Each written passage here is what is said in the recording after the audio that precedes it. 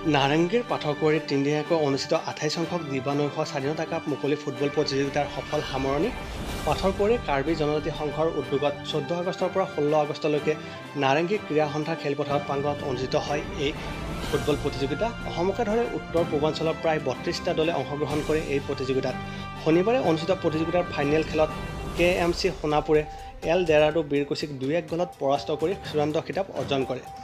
বিজয়ী দল KMC সোণাপুৰ দলে ট্ৰফিসহ নগদ 80,000 টকা আৰু বিজিত দল এল ডেৰাডো বীৰকুচিয়ে ট্ৰফিসহ নগদ 40,000 টকা লাভ কৰে। প্ৰতিযোগিতাত সহশ্ৰেষ্ঠ খেলুৱৈ, শ্ৰেষ্ঠ গ'লকিপাৰ, শ্ৰেষ্ঠ অনুশাসনমূলক দলৰ বঁটাকে ধৰি আন বহুকেইটা শিতানত বঁটা প্ৰদান কৰা হয়।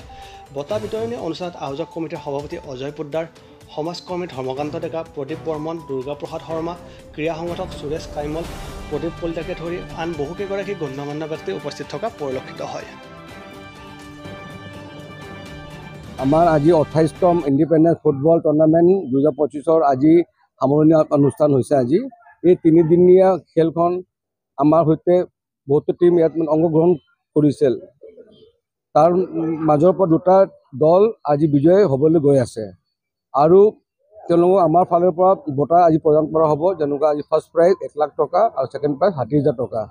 যিসকলে বিজয়ী হ'বলৈ গৈ আছে মই তেওঁলোকক অভিনন্দন জনাইছোঁ আৰু যিসকলে এই খেলখনত বিজয়ী হ'ব নোৱাৰিলে তেওঁলোকক মই অহা বছৰ পুনৰবাৰ চেষ্টা কৰিবলৈ আহ্বান জনাইছোঁ। আৰু এই তিনিদিনীয়া কাৰ্যসূচীটোত আমাৰ সৈতে বহুতে ইয়াত সহযোগ আগবঢ়াই আহিছে। সকলোকে মই ধন্যবাদ জনাইছোঁ। যেনেকুৱা আমাৰ নেটফি, এটলাছ কেপকো, FMT, টাটা হিটাচি আৰু আমাৰ মাৰবাৰী হস্পিটেল তেওঁলোকে আমাক ইয়াত স্বাস্থ্য কেন্দ্ৰ ইয়াত আৰু অল ইণ্ডিয়া আমাৰ বহুতখিনি আমাক ইয়াত সহযোগ দিছে, সহায় কৰিছে। লগতে সুন্দৰ প্ৰতিযোগিতাখন আয়োজন কৰাৰ বাবে কাৰ্বি জনজাতি সংঘৰ সমূহ কাৰ্যকৰ্তা আৰু সদস্য মই পুনৰবাৰ ধন্যবাদ জ্ঞাপন কৰিছোঁ আৰু তেওঁলোকে মোক এবাৰ সভাপতি বনাইছে তাৰ কাৰণে মই তেওঁলোকক ধন্যবাদ দিছোঁ। ইয়াত 32 টীম আহিছে। আমাৰ বিভিন্ন এবাৰ আমাৰ মেঘালয়, অৰুণাচল, নৰ্থ ইষ্টৰ পৰা আহিছে আৰু আমি আশা কৰোঁ অহা বছৰ আৰু ডাঙৰকৈ এই খেলটো আয়োজন কৰা হ'ব। আৰু এই প্ৰতিযোগিতাখন আয়োজন কৰোঁতে আমাৰ ফালৰ পৰা যদি কিবা ভুল ভ্ৰান্তি হৈছে তাৰ বাবে আমি ক্ষমা বিচাৰিছোঁ আৰু আগন্তুক দিনত এই প্ৰতিযোগিতাখন আৰু উপকৃত হৈ লাভ কৰে যেন তাৰ বাবে আমি আশা কৰিছোঁ। 28তম খেল হয় আৰু আমাৰ এই প্ৰাংগণত আমাৰ 32টা টীমে জইন কৰিছে। আমাৰ জিলা ছেক্ৰেটাৰী ক'লেই যে বিভিন্ন প্ৰান্তৰ পৰা অহা বুলি আৰু আমি আশা কৰোঁ নেক্সট ইয়াৰো যেন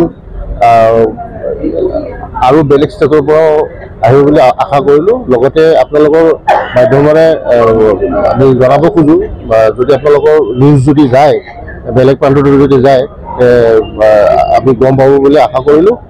আৰু এইবাৰ কিমান হৈছে এইবাৰ আপোনাৰ 28 বছৰ পুৰা আমাৰ এইবাৰ কমপ্লিট হৈছে।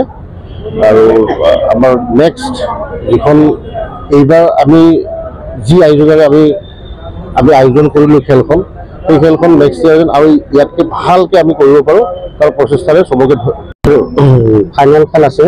বৰ্তমান এতিয়া আমাৰ হেৰি চলি আছে, কোৱাৰ্টাৰ ফাইনেল চলি আছে। প্ৰতি বছৰৰ দৰে এই বছৰো আমি খেলখন আয়োজন কৰিছোঁ। বিভিন্ন প্ৰান্তৰ পৰা আহে, ইয়াতে অসমৰ বাহিৰৰ টীমো এইবাৰ আহিছে, যেনেকুৱা অৰুণাচল আহিছে, নাগালেণ্ড আহিছে এইবাৰ, তাৰপিছত মেঘালয় আহিছে।